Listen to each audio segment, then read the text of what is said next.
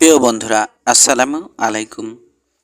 আমি পড়ছিলাম মাসুদ রানা সিরিজের আরও একটি বই।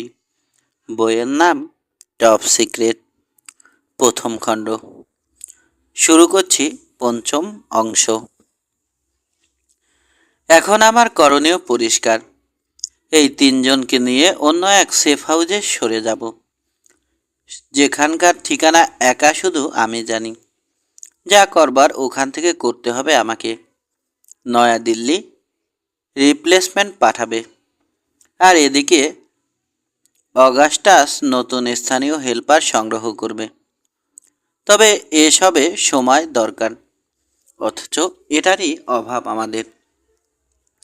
আপনি কি আমাদের সঙ্গী হবেন মিস্টার রানা, নাকি নিজের লোকজনের সঙ্গে আলোচনা করে সিদ্ধান্ত নেবেন? তাই যদি হয়, দেওয়ার মতো তথ্য থাকলে এখনই দিলে কৃতজ্ঞ বোধ করব আমি। রানা কিছু বলবার আগেই বাড়ির গেট ক্যাচ ক্যাচ করে উঠল। সম্ভবত ইচ্ছে করেই তেল দেয়া হয় না, আন্দাজ করল রানা। আওয়াজটা স্পষ্ট, সবাই শুনতে পেল। আচারিয়ার মুখ টান টান হলো। রাহমানের দিকে ঘাড় ফিরিয়ে মাথা ঝাঁকালো সে।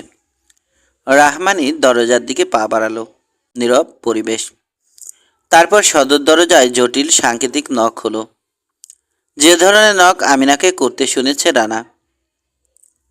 অগাস্টাসকে পেশিতে ঢিল পড়ল। অগাস্টাসের পেশিতে ঢিল পড়ল, কিন্তু বাকি তিনজন এখনো কাঠ হয়ে দাঁড়িয়ে। আচারিয়া তীক্ষ্ণ কণ্ঠে হুকুম করল। রাহমানি নিঃশব্দে দীর্ঘ পায়ে এগোলো আবার। হলঘরে আলো কম, সেটা পেরিয়ে সদর দরজার সামনে থামল সে। প্রথমে চেইন সরালো, তারপর কপাট দুটো ইঞ্চি দুয়েক ফাঁক করলো। 1 সেকেন্ডের মতো থেমে কপাট জোড়া আবার বন্ধ করলো সে। চেইনও লাগালো, তারপর ঘুরল, হেঁটে ফিরে এলো ভেতরের কামরায়। তবে এবার দীর্ঘ পদক্ষেপে নয়, নিঃশব্দেও না। ওদের কাছে ফিরে এসে রাহমানি আচারিয়ার দিকে তাকালো, শুধু বা চোখ দিয়ে। তার ডান চোখের বদলে সেখানে এখন লাল একটা গর্ত, কিনারাগুলো কালো ও গোলাপি। অবশেষে তার শরীর যেন সমস্ত বৈশিষ্ট্য হারাতে শুরু করলো।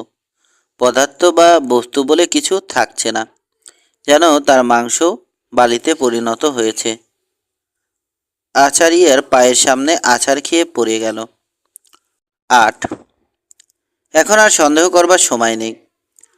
আচারিয়া ছুঁড়ে দিতে রানা ওর ওয়ালথার অটোমেটিকটা লুফে নিল।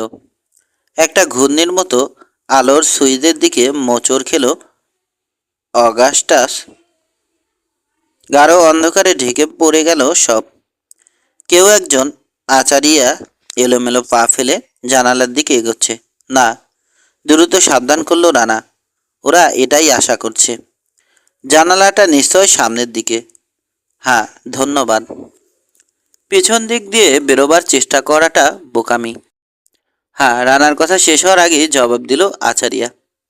প্রায় অন্ধকার হলঘরে ঢুকলো ওরা। আচারিয়া অত্যন্ত সাবধানে দরজার চেইন খুলল। আমরা আরও 1 মিনিট দেরি করব, ওদের সতর্কতায় একটু হলেও যাতে ঢিল পড়ে। তারপর এভাবে বেরোবো। প্রথমে অগাস্টাস, তার পিছু নিয়ে মিস্টার রানা, আমিনা আর আমি।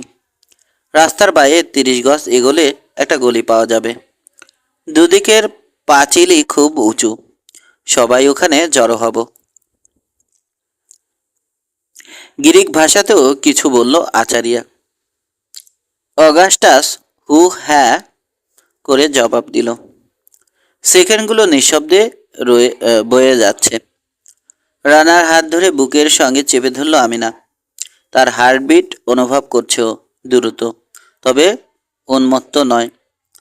ও তার নরম আঙুলে শুকনো ঠোঁট বুলালো।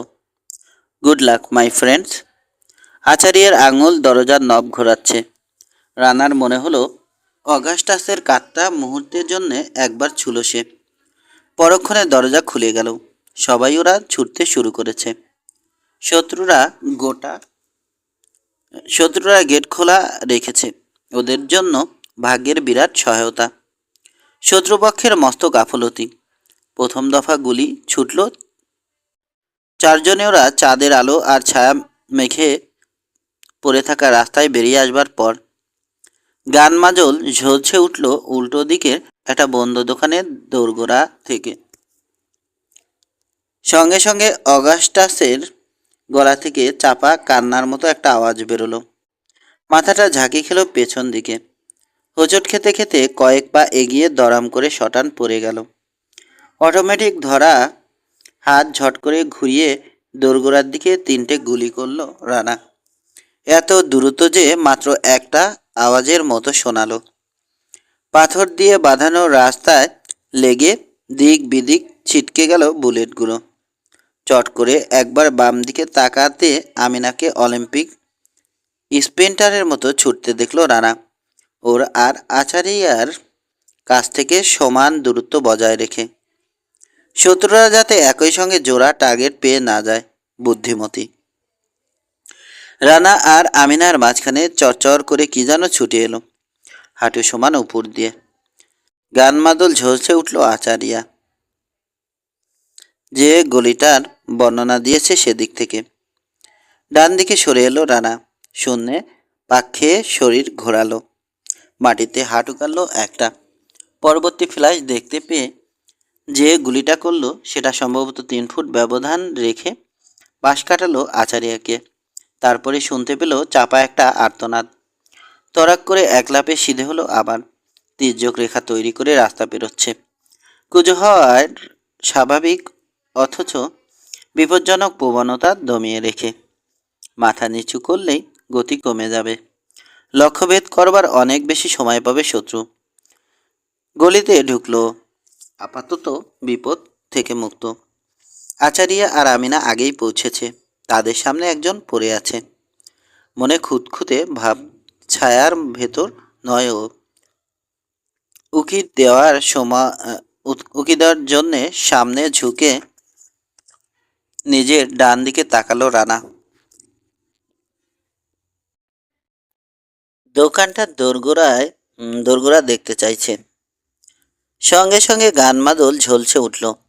বুলেটটা লাগলো রানার মাথা থেকে 2 গজ দূরের পাঁচিলে। তারপর বাতাসে শিস কেটে বেরিয়ে গেল ওর নাকের সামনে দিয়ে। ঝট করে পিছিয়ে এলো ও। তবে গুলিটা ছিল ভয় দেখানোর জন্য করা। আবার যখন উকি দিল, নিজের জায়গা ছেড়ে 20 গজ এগিয়ে গেছে লোকটা। প্রাণপণে দৌড়াচ্ছে। এ ধরনের টার্গেটের পেছনে বুলেট নষ্ট করবার কোনো মানে হয় না। গোটা অপারেশন আধ মিনিটও লাগেনি,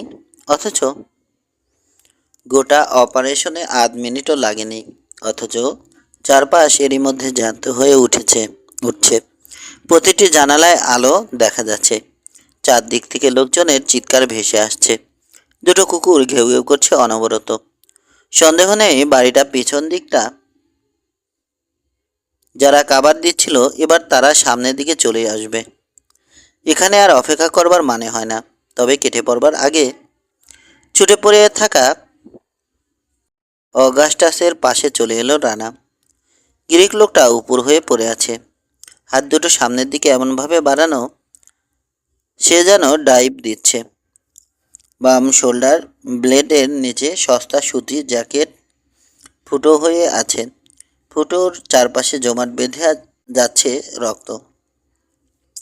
চিৎ করল রানা। অসার হাত পা নড়বড় করছে। তার বিস্ফারিত চোখ দুটো আঙুলের আলতো ছোঁয়ায় বন্ধ করে দিল।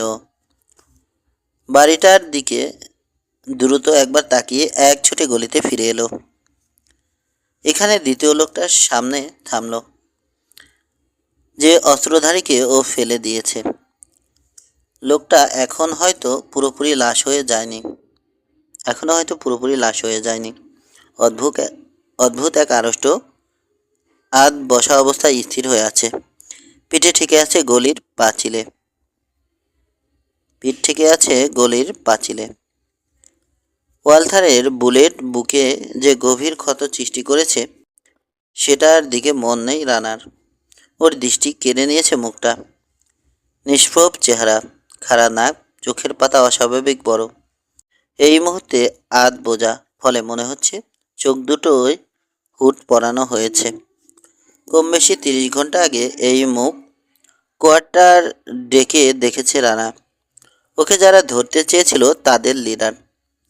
বসকে যে মার্কিনীরা কিডন্যাপ করেছে তাতে বোধহয় খুব একটা সন্দেহ নেই, কারণ এই লোকটা নির্ঘাত আমেরিকান। সময় কম। সিধে হয়ে সঙ্গীত দুজনের দিকে তাকালো রানা। দৃশ্যটা হতাশায় দুর্বল হয়ে পড়বার জন্য যথেষ্ট। গলির আরেক পাঁচিলে হেলান দিয়ে দাঁড়িয়ে রয়েছে আচারিয়া। ছোট ছোট নিঃশ্বাস ফেলছে। মুখ তুলে রানার দিকে তাকালো সে। কথা বলবার শক্তি কষ্ট করে সঞ্চয় করতে চাইছে, কিন্তু পারছে না। আমার ধারণা পিঠে গুলি লেগেছে, ফিসফিস করলো আমিনা।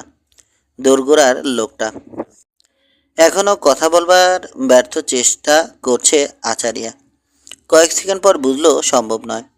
তারপর একটা হাত তুলে পরপর দুবার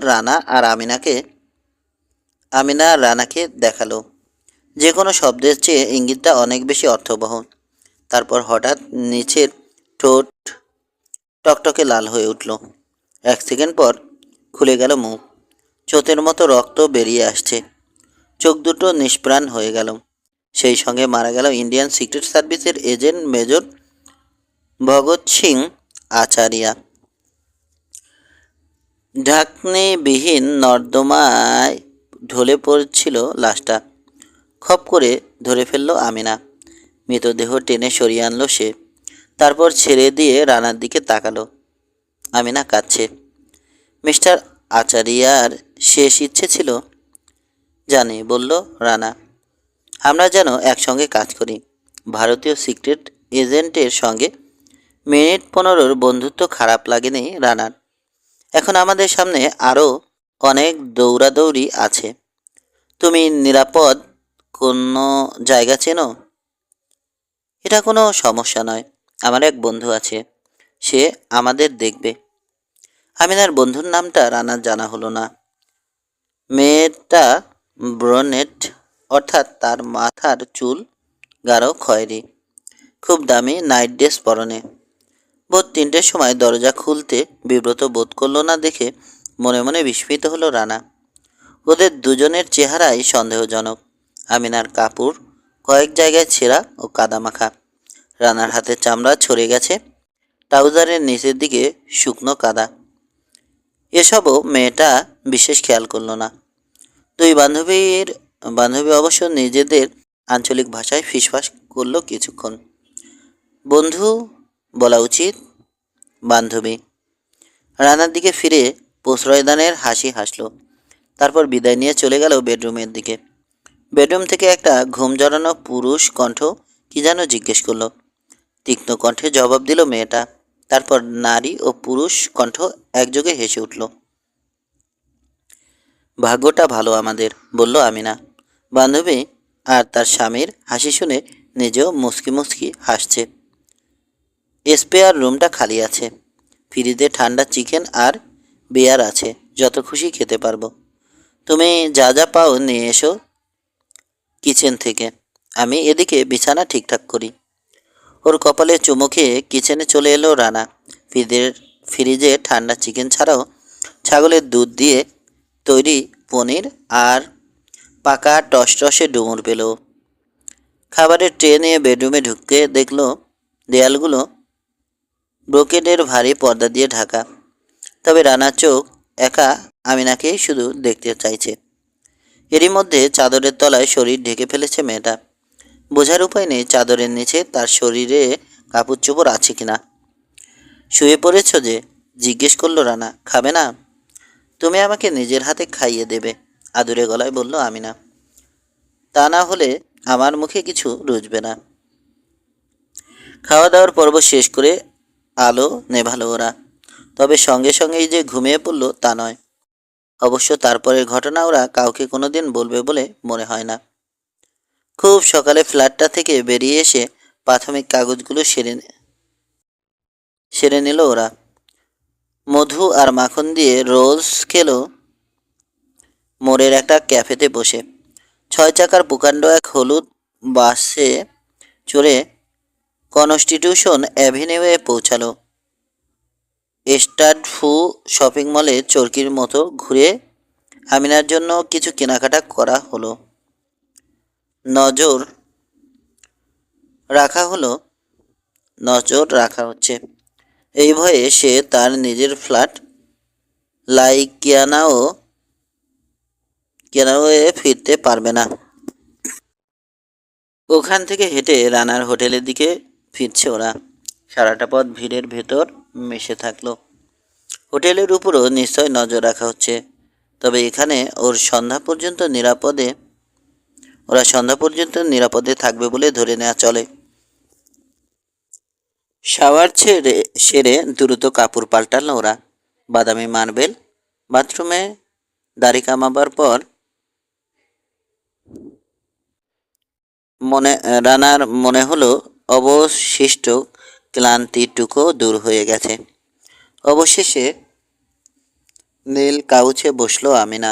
রানা বসলো বিছানার কিনারায়। শুরু হলো রণকৌশল নিয়ে গুরুগম্ভীর আলোচনা। প্রথমে তোমার অবস্থাটা বিবেচনা করা যাক, শুরু করলো রানা। তোমার বিপদ এক কথায় মারাত্মক।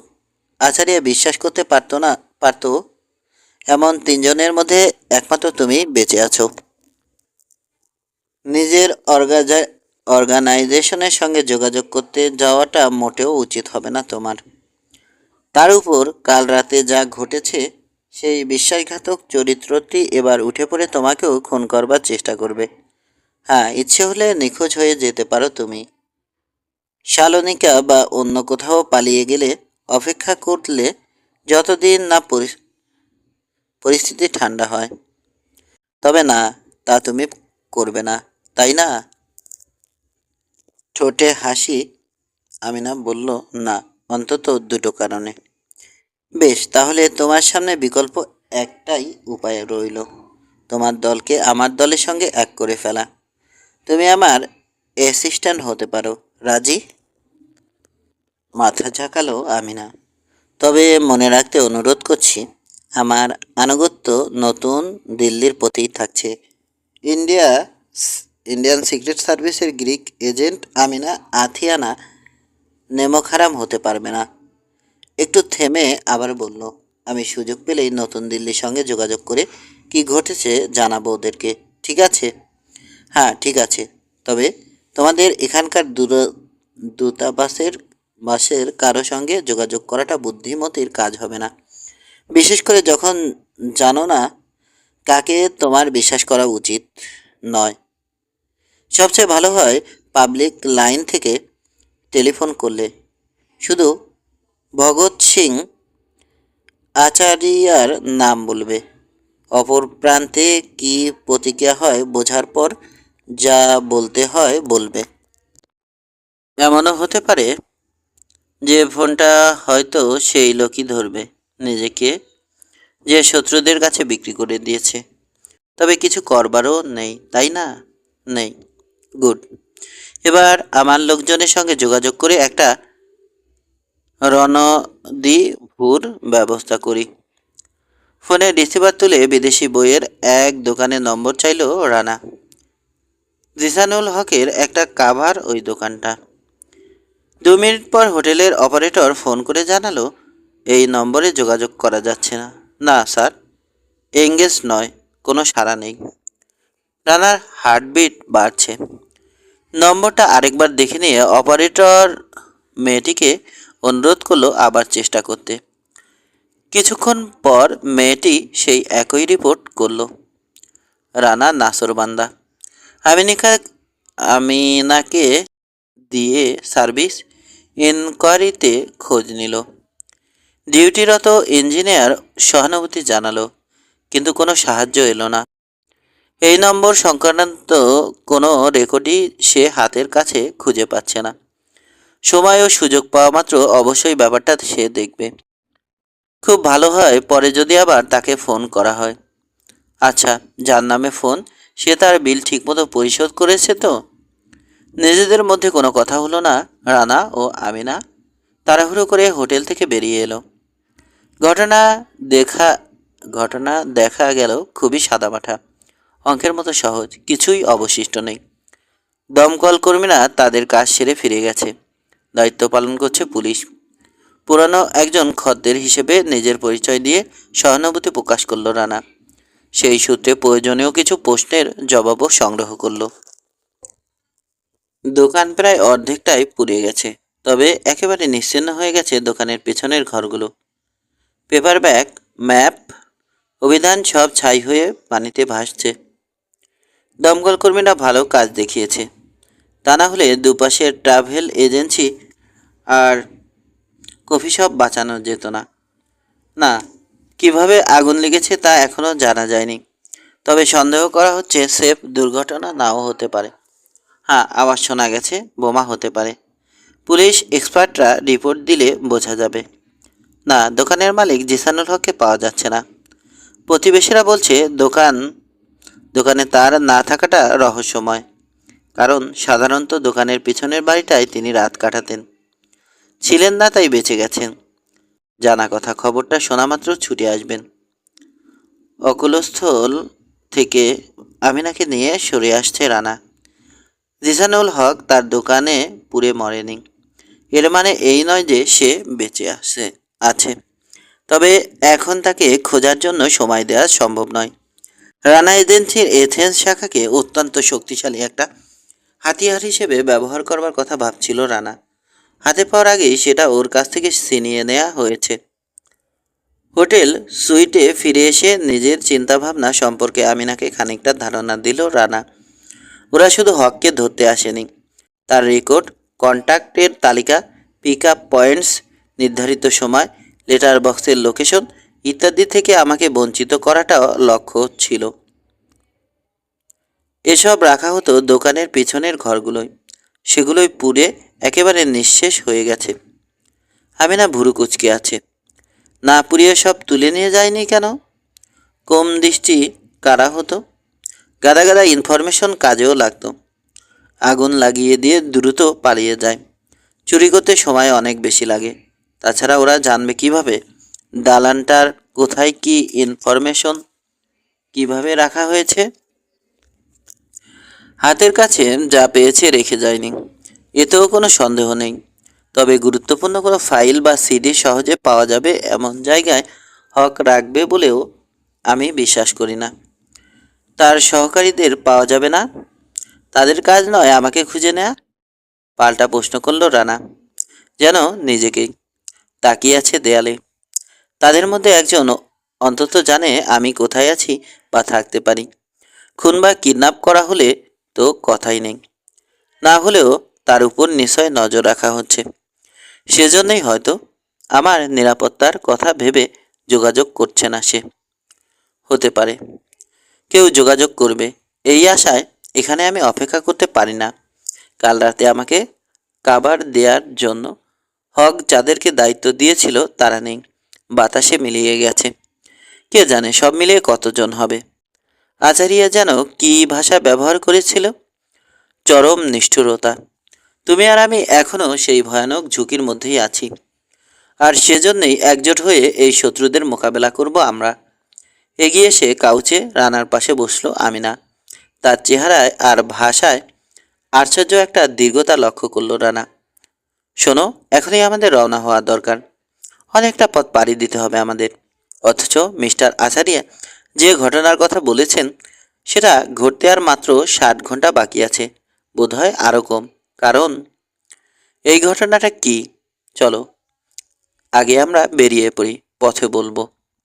আমি যাতে ঢাকায় টেলিফোন করে বলে দেওয়ার সুযোগ না পাই। নীরস গলায় বলল রানা।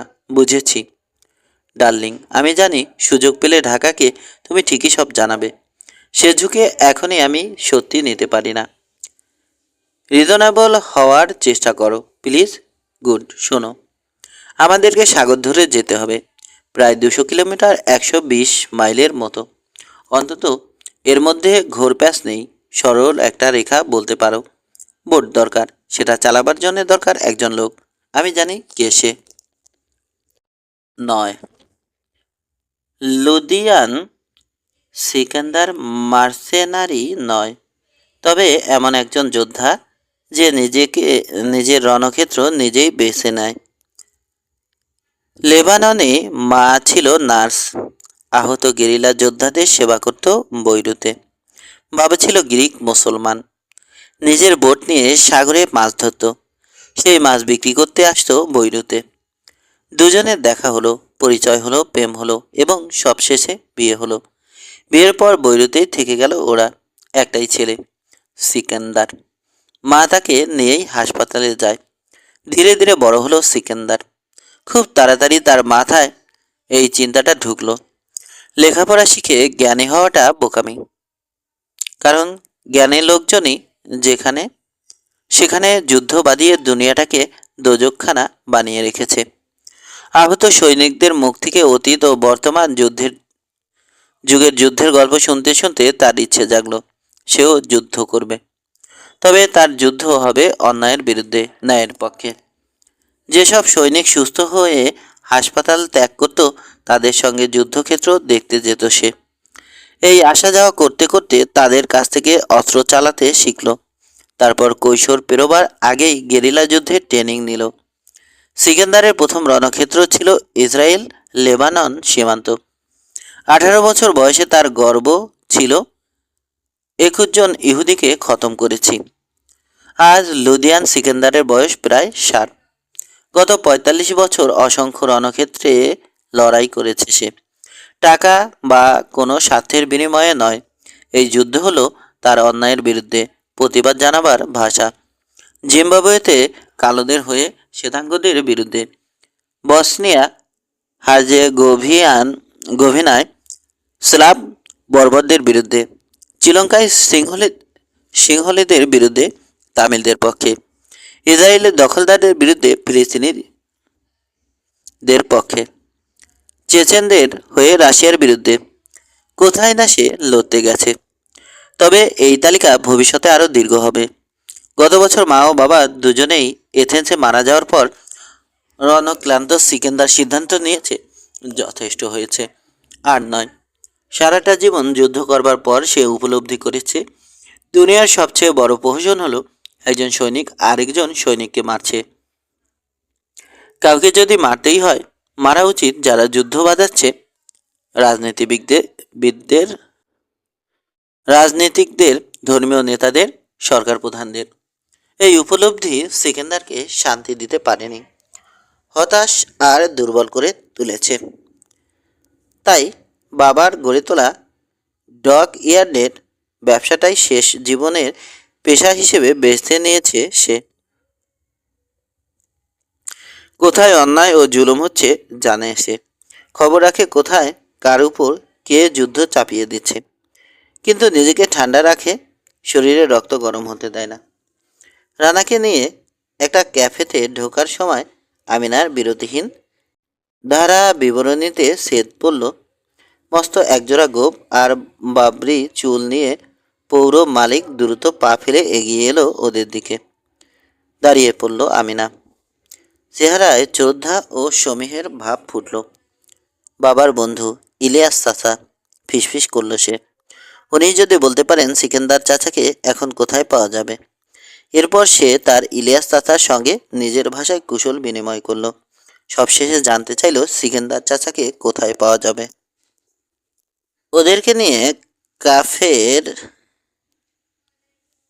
ক্যাফের দোরগোড়ায় চলে এলো ইলিয়াস। হাত তুলে রাস্তার উপরে জেটি দেখিয়ে দিল। তার কাছ থেকে বিদায় নিয়ে রানার হাত ধরে রাস্তা পেরোলো আমিনা। কথার খেই ধরে আবার শুরু করলো। সিকান্দার চাচা যুদ্ধ করে আর বিয়েই করেননি। তুমি তার সম্পর্কে এত কিছু জানলে কিভাবে? আশ্চর্য, বাবার বন্ধু না উনি? আমি জানবো না তো কে জানবে? এমনকি আমার বাবার মতো নিরীহ মানুষকেও সিকান্দার চাচা পশ্চিম তীরে নিয়ে গিয়ে ইসরায়েলি সৈন্যদের বিরুদ্ধে যুদ্ধ করিয়েছেন। ওই তো সিকান্দার চাচা ওদিকে, পিরাউস এর দুটো ইয়ট বেসিনের বড়টা। পাসালি মানি র ক্রমশ বাঁকা ওয়াকওয়ে ধরে হাঁটছিল ওরা। দীর্ঘ দূরপ্রান্তের নিথর পানিতে ছোট বড় কত রকমের জলযান ভাসছে। ফিশিং বোট, 12 ফুটি সেইলিং ডিঙি থেকে শুরু করে অত্যাধুনিক ইয়ট পর্যন্ত। সরাসরি নিচে ডক ইয়ার্ডের সরু বিস্তৃতিতে বিভিন্ন আকারের বোট মেরামত বা সেগুলোর চেহারা বদলের কাজ চলছে।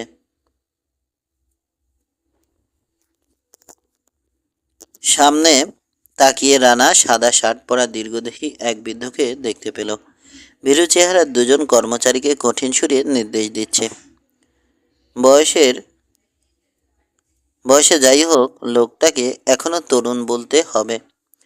ধাপ বেয়ে ইয়ার্ডে নামছে আমিনা। রানা নিজের চিন্তাটা প্রকাশ না করে পারল না।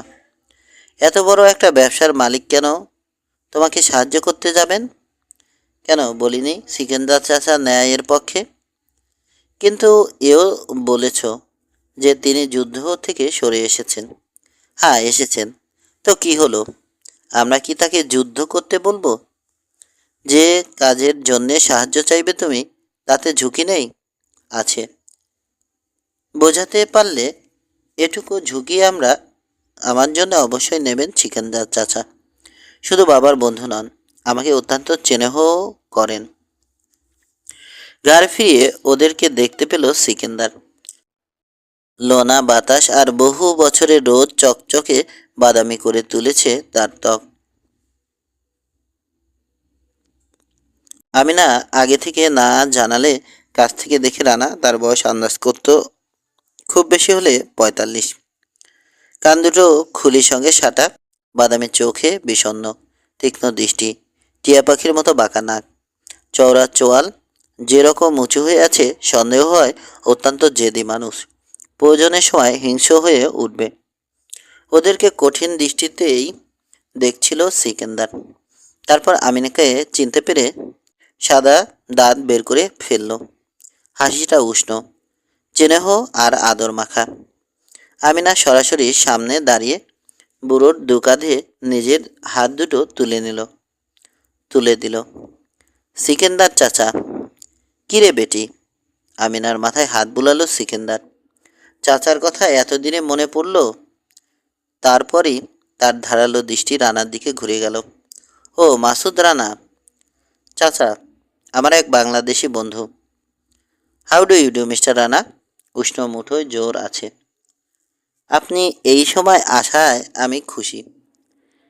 এখানকার কাজ শেষ করে রাস্তার ওপারে কফি খেতে যাচ্ছিলাম। চলুন, আপনি আমার অতিথি। এই 5 মিনিট। আবার কারিগরদের দিকে ফিরে গেল সিকেন্দার। কিভাবে কি করতে হবে ভালো করে বুঝিয়ে দিচ্ছে। রানা খেয়াল করলো কাজের মধ্যেও আর চোখে ওকে বারবার মাপার চেষ্টা করছে লোকটা।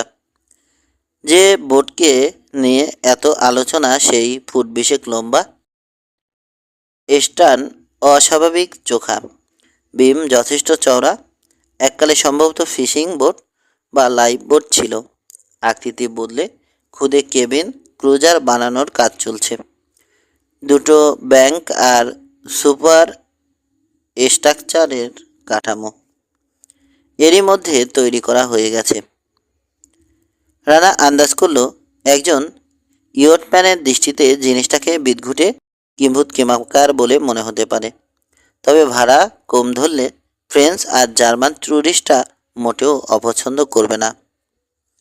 সন্দেহ নেই মুখে অসন্তোষ প্রকাশ করাটা যথেষ্ট নয় মনে করে বাদামি রঙের বিশাল একটা হাত বাড়িয়ে যেন মনে হলো কবজির এক ঝাঁকিতে বোটের খাড়া কিনারার একটা তক্তা ভেঙে ফেলল সিকেন্দার।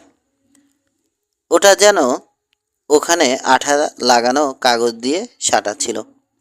অপরাধ বোধে আক্রান্ত কারিগর দুজন মাথা তুলে তাকাতে পারছে না। হতাশ ভঙ্গিতে মাথা নাড়তে নাড়তে ঘুরল সিকেন্দার। রানা আর আমিনার উদ্দেশ্যে চোখ মটকালো। ওরা শিশু, বলল সে। ছাগল খেদানোর ভঙ্গিতে হাত ঝাপটে ধাপগুলোর দিকটা দেখালো। মানে শুধু বোকা আর অদক্ষ নয়, এটাও বোঝে না যে কোন কাজ সামান্য একটু ভালো করতে হলেও প্রচণ্ড পরিশ্রম আর সময় দিতে হয়। আমি ওদেরকে বললাম বড় একটা ঢেউ এসে ডেক হাউজিং ভেঙে পড়বে। উত্তরে ওরা বলল তা হয়তো সত্যি, তবে একটু প্রশংসাও করুন। মিস্টার সিকেন্দার। চেয়ে দেখুন ব্যাংকগুলো কী রকম মজবুত করে বানিয়েছে আমরা। বুঝুন অবস্থা। তবে মোটামুটি এই হলো গ্রিসের আসল চেহারা। বলতে বলতে দুঃখ বলতে দুঃখ হয়, বিশেষ করে গ্রিসের মুসলমানরা যথেষ্ট খাতে একদম রাজি নয়। তবে এসব নিরস নিরস বিষয় নিয়ে আপনাকে আমি বিরক্ত করব না, বরং একটা প্রশ্ন করি, যদি অনুমতি দেন। হ্যাঁ, প্লিজ। কেন মনে হচ্ছে আপনার সঙ্গে অনেক মিল আছে আমার? জানতে চাইল সিকেন্দার। এই জন্যে যে আমিও একজন যোদ্ধা, বলল রানা। সেনাবাহিনীতে ছিলাম। আমিনার দিকে তাকালো সিকেন্দার। বুড়ো চাচার কিছুই গোপন রাখেনি। বুড়ো চাচার কিছুই গোপন রাখনি কেমন? আমিনা জবাবে কিছু বলবার আগে আবার রানার দিকে ফিরে জিজ্ঞেস করলো, এখানে আপনি বেড়াতে এসেছেন মিস্টার রানা? ছুটিতে? না। রানার গলার গম্ভীর ভাব সিকেন্দারের কানে ধরা পড়ল। আমিনা, মিস্টার রানা কোনো বিপদে পড়েননি তো? হ্যাঁ মিস্টার সিকেন্দার, আমিনা নয়, রানাই জবাব দিল। আমরা একটা সমস্যায় পড়েই আপনার কাছে এসেছি। আমরা? প্রেম সংক্রান্ত সমস্যা? না, আমি আর আমিনা আন্তর্জাতিক একটা ষড়যন্ত্রের সঙ্গে জড়িয়ে পড়েছি। ব্যাপারটা ভারত আর বাংলাদেশের জন্য মারাত্মক হুমকি, এটুকু জানা গেছে। অন্তত আমি এটুকুই জানতে পেরেছি। আরও কোনো দেশের জন্যে হুমকি কিনা আমিনা আমাকে বলেনি। হয়তো ও সব তথ্য জানে না। ব্যাপারটা নাটকীয় শোনালে আমি দুঃখিত। তবে নাটকীয় হোক আর যাই হোক, এসব আমি শুনতে আগ্রহী নই, পরিষ্কার জানিয়ে দিল সিকেন্দার। ক্যাফের উল্টো দিকের পেভমেন্টে পাথরের অটল মূর্তিতে পরিণত হয়েছে সে। চোখের দৃষ্টি আর কণ্ঠস্বরে রীতিমতো মারমুখো ভাব। হ্যাঁ, ভারত বিপদে পড়েছে, তাতে আমার কি? এই ভারতই তো কাশ্মীরিদের স্বাধীনতা আন্দোলন দমন করবার জন্যে ছোট্ট একটা উপত্যকায় সৈন্য মোতায়েন করেছে 7 লাখ। ভারতের অখণ্ডতা রক্ষার নামে নিরীহ কাশ্মীরি মুসলমানদের জীবন নরক করে তুলেছে। প্লিজ, অন্তত ভারতকে সাহায্য করবার কথা আমি শুনতে পর্যন্ত চাই না। আমাকে ক্ষমা করবেন। ঘুরে ফিরে যেতে উদ্যত হলো সে। রানা তারপর আটকালো। কিন্তু বিপদটা শুধু ভারতের নয়, এমনকি শুধু বাংলাদেশেরও নয়। আমার ধারণা গোটা ব্যাপারটার আন্তর্জাতিক একটা তাৎপর্য আছে। তা না হলে মার্কিনীরা এর সঙ্গে জড়াতো না। আমিনাও এবার শুরু করলো। সিকেন্দার চাচা, বাবা বেঁচে থাকলে আপনি কিন্তু এভাবে না বলতে পারতেন না।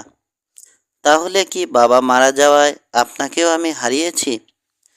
তার কথা শুনে আরও ক্ষেপে উঠল বুড়ো। স্নেহ করি বলে তুমি আমাকে ব্ল্যাকমেইল করতে পারবে না। ভারতীয় দূতাবাসে তোমার আসা যাওয়া কখনোই আমি ভালো চোখে দেখিনি। সত্যি কথা বলতে কি, বাংলাদেশি হলেও মেজরকে এখানে নিয়ে আসা উচিত হয়নি তোমার। খুবই বোকামি করেছ, কারণ কোনো সাহায্যই আমি করতে পারবো না ওকে। আপনি একটু শান্ত হয়ে আমার কথাগুলো শুনুন মিস্টার সিকেন্দার, বলল রানা। প্রথম কথা, আমরা একটা অন্যায় ষড়যন্ত্রের শিকার। এরই মধ্যে আমাদের অনেক ক্ষতি হয়ে গেছে। আমরা শুধু জানতে চেষ্টা করছি এসবের পিছনে কারা দায়ী। আমরা যখন পাল্টা আঘাত হানব তখন আপনার সাহায্য আমাদের হয়তো দরকার হবে না। কিন্তু একটা হাত তুলল সিকেন্দার। ঠিক আছে, আপনাদের কথা শুনবো, কিন্তু আমি কাউকে কোনো প্রতিশ্রুতি দিচ্ছি না। আর কোনো কথা হলো না। ক্যাফেতে ঢুকে এক কোণের একটা টেবিলে বসলো ওরা। সারফেসটা মার্বেলের, দেয়ালে আয়না থাকায় ছোট্ট জায়গাটাকে বেশ বড় দেখাচ্ছে। কয়েকটা টেবিলে তুমুল হই হট্টগোলের সঙ্গে ব্যাকগ্যামন আর জিন রামি খেলা চলছে। সেই সঙ্গে কাপের পর কাপ গলায় ঢালা হচ্ছে জিভ পোড়ানো টার্কিশ কফি। রানার কথা অন্য কেউ শুনতে পাচ্ছে না। কোয়ার্টার ডেক থেকে জিসানুল হকের বইয়ের দোকান পর্যন্ত যা যা ঘটেছে সবই সংক্ষেপে বলে গেল সিকেন্দারকে। তার তীক্ষ্ণ দৃষ্টি মুহূর্তের জন্য রানার মুখ থেকে সরল না। রানা থামতে ঝাড়া 2 মিনিট শিথিল ভঙ্গিতে বসে থাকলো সে, পা দোলানো বা হাত দিয়ে ড্রাম বাজানোর গ্রিক পুরুষদের অভ্যাসটা পুরোপুরি বিসর্জন দিয়ে।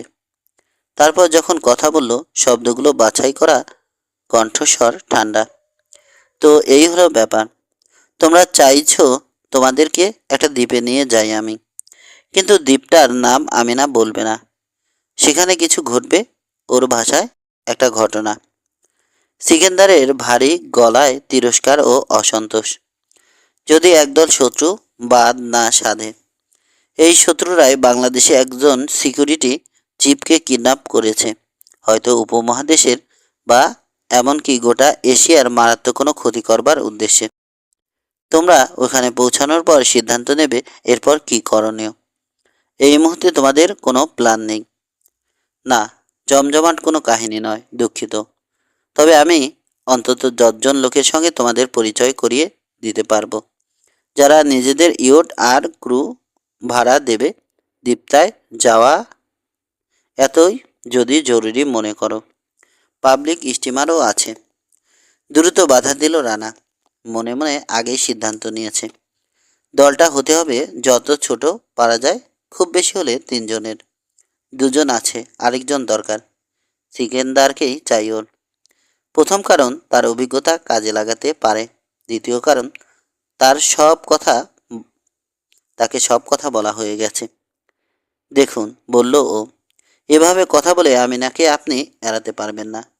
সত্যি যদি তার প্রতি আপনার কোনো চেনেহ ভালোবাসা থেকে থাকে, আপনি কি ভেবেছেন আমরা আপনার একটা বোট চুরি করতে এসেছি? ঠিক করে বলুন তো, আপনি এত ভয় পাচ্ছেন কেন? মুখের লাইসেন্সটা এবার ব্যবহার করুন মিস্টার রানা। আমি কিন্তু সব কিছু একটা সীমা পর্যন্ত। এবার তাকে বাধা দিল আমিনা। চাচা, শুনুন তাহলে। এটা ফ্যাক্ট, মানে প্রায় নিশ্চিত হয়ে বলছি। মোসাদ এজেন্ট মেজর আবসালাম ইয়াহুদ জড়িত। আমিনার আশা পূরণ হলো। হিংস্র পশুর মতো খেকিয়ে উঠল সিকেন্দার। কসাই পিশাচ, ওকে পেলে জ্যান্ত পোড়াবো আমি। আমিনা, সব বলো আমাকে। কিভাবে জেনেছ তুমি?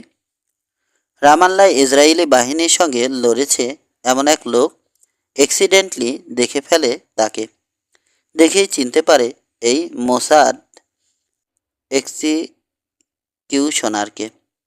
তারপর খবরটা আমাদের গ্রিক ইন্টেলিজেন্স ব্রাঞ্চে পৌঁছে যায়। আমি কাল জানতে পেরেছি।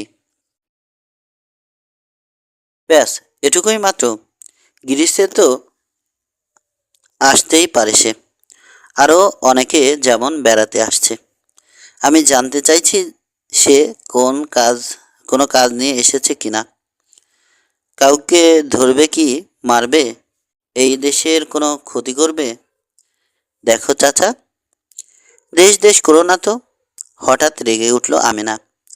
অন্ধ দেশপ্রেম যে খুব ভালো জিনিস নয়, ইতিহাস এটা বারবার প্রমাণ করেছে। কিন্তু আমরা কেউ ইতিহাসের সেই শিক্ষা গ্রহণ করছি না।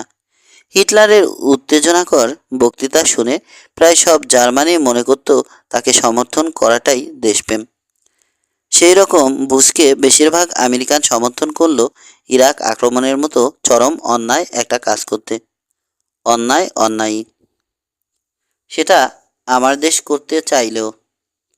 আমি আমার প্রশ্নের জবাব পাচ্ছি না। থমথম করছে সিকেন্দারের চেহারা। সরাসরি হয়তো গ্রিসের কোনো ক্ষতি করতে আসেনি সে, বলল আমিনা। তবে যে ঘটনাটা ঘটবে বলে বলছি, সেটা সম্ভাব্য লোকেশন, বোট নিয়ে কোন দিকে যেতে হবে ইত্যাদি সম্পর্কে খোঁজ নিতে দেখা গেছে তাকে। কাল আমি ভেবেছি ব্যাপারটা কাকতালীয় হতে পারে। গরমের সময় বহু লোকই ওখানে ছুটি কাটাতে যায়। কিন্তু এখন আমার ব্যাপারটাকে ইনসিডেন্স বলে মনে হচ্ছে না। কারণ হঠাৎ মনে পড়ে গেছে ওই লোকের নাম তোমার মুখে বেশ কয়েকবার শুনেছি আমি। হ্যাঁ, ফিলিস্তিনি গেরিলাদের ধরতে পারলে নির্যাতন করে মারে ইয়াহুদ। বিদেশিদের মধ্যে একা বোধহয় আমি ধরা পড়েছিলাম তার হাতে। পাঁজরের দুটো হাড় ছাড়া আর কিছু ভাঙতে পারেনি আমার। ওদের ক্যাম্প থেকে কিভাবে পালিয়ে আসি লিখলে সেটা মহাকাব্য হয়ে যাবে। আর বসনিয়ায় সে যা অত্যাচার করেছে সে কথা লিখে শেষ করা যাবে না। এতক্ষণে একটু হাসলো সিকেন্দার, তারপর বড় করে শ্বাস নিল। ঠিক আছে। রানা ও আমিনার দিকে পালা করে তাকাচ্ছে। মাছ তোমাদের টোপ গিলেছে, তোমরা এখন যা বলবে তাই করবে সে। তবে আবার কথা ভেবে বসো না যে তোমরা যা বলেছ তার সবটুকু আমি হুবহু বিশ্বাস করেছি। আমার সুন্দরী ভাইজিটি আবসালাম ইয়াহুদ সম্পর্কে মিথ্যে কথাও বলতে পারে, তবে সত্যি কথা বলছে না, তাই বা বুঝবো কিভাবে? চলো দেখি নরাধমটার কোনো ব্যবস্থা করা যায় কিনা। রানা ও আমিনা এতটাই স্বস্তি পেল, টেবিলের তলায় পরস্পরের হাত ধরে আনন্দসূচক মৃদু চাপ দিল ওরা। আমরা কখন রওনা হব? তাড়াতাড়ি জানতে চাইল রানা। আমি তো দেরি করবার কোনো কারণ দেখছি না। অ্যাপ্ট নিয়ে যাব যাব আমরা। ডিজেল ইঞ্জিন, 50 ফুট, অত্যন্ত শক্ত, সহজে কারো নজরে পড়বে না। বোট চালানোর অভিজ্ঞতা আছে মিস্টার রানা? খানিকটা। তাহলে কিছুটা সুবিধে হবে। ভালো কথা। এখানে আসবার সময় কেউ তোমাদের পিছু নিয়ে আসেনি তো? সম্ভাবনা কম, জবাব দিল আমিনা। ব্যাখ্যা করো।